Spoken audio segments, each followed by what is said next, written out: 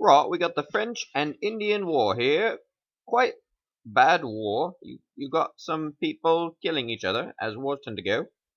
We got image here of a rather dastardly battle. Babies being thrown in the air. People chopping other people with tomahawks. Quite nasty. Um, though interestingly enough, only a few people call the war the French and Indian War. Namely because it's a rather silly name. It's not between the French and the Indians. It's between the English and the French.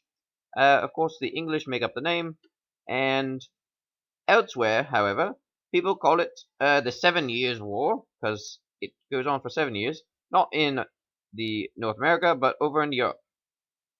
Because generally we have people in Europe fighting, and then that war travels overseas. This one, it starts in North America and travels over to Europe. So the fighting that starts, and we looked at the causes already, and the fighting that starts over here, it travels over the seas. And the major countries start fighting again. Uh-huh. Yes, those silly English people. They're always trying to fight us. And we have to defend our honor and go to war. And this war, very bad war. And it starts with that silly man, George Washington. Yes, there is his fort. Fort Necessity. Very silly fort. Look at it. Not very nice at all. Weak walls. Easily attacked. We will defeat him very quickly.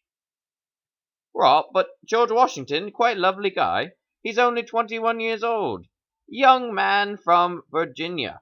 This is him, 1772, but he's all dressed up in his Virginia regiment uniform.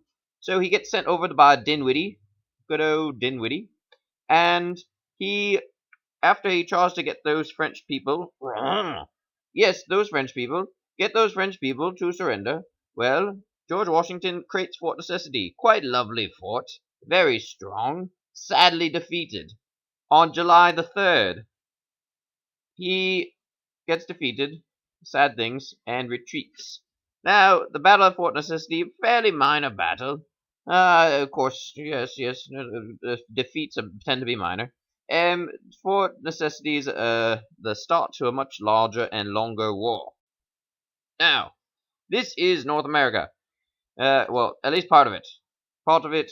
Oh, yes, we have the very nice New France. It is very nice up north. Right, and then we got New England, quite lovely as well, and it goes all the way down.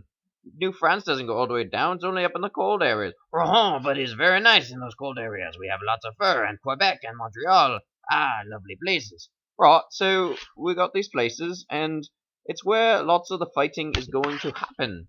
And, but we have the French. They have many of the native tribes with them, including most of the Iroquois. Oh, no, we have no Iroquois. We have most of the Algonquian, and that includes the Huron tribes. Many tribes, they like the French a lot because we treat them very nice. Right, this here is a picture of those treacherous native tribes. They're joining with the French. Shocking, terrible, but we will defeat them anyways, because we are English and very strong. Wait, yes, very strong. Now, one of the first places, that's Fort William Henry. Lovely fort, beautiful fort, many high walls, lots of very strong soldiers in that fort. One of the best places that the English have. But as the war begins, the French, shockingly, defeats the English. It's not going very well at all for the English. Our main leader, he's actually killed. Good old General Braddock, killed very quickly. Yes, he is very weak. Ha no, but yes, maybe he is. So we have General Braddock die, very sad, lots of sad, and our poor Fort William Henry, early on, as the French are winning lots of battles, Fort William Henry is attacked and surrenders, as a true gentleman does when they see fire. And the French, yes, they accept the surrender and they let the soldiers leave. We are very nice. But no, they are not very nice because as the inhabitants and soldiers are leaving, they get attacked. They get attacked by those Native American tribes that had joined the French. It's a massacre. Hundreds of people dying. It's terrible. Yes, that is. We did not mean that to happen. We meant you to go peacefully, but the native tribes, they were unhappy with that. So we did not tell them to do that. The French, no, we thought you were going to leave peacefully. Well, that's what you say, but then there's lots of dead people, so not very nice. And because of all that, the English, and because they have lots more people, the English start going on the offensive. 1758, lovely year. In 1758, the English, especially over in England, start sending over lots of supplies and troops. And our very tired troops, they start getting a lot of energy. And with all of those, there's a number of great victories. The first one is at this fort right here, Fort Duquesne. And if you look on the map, it's in the western part of Pennsylvania. It's a very lovely fort.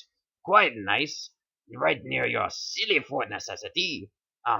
Fort Duquesne, we like it a lot. Right, we liked it a lot too. That's why we defeated it. Ha ha ha. Alright, we got Fort Duquesne. We conquered it.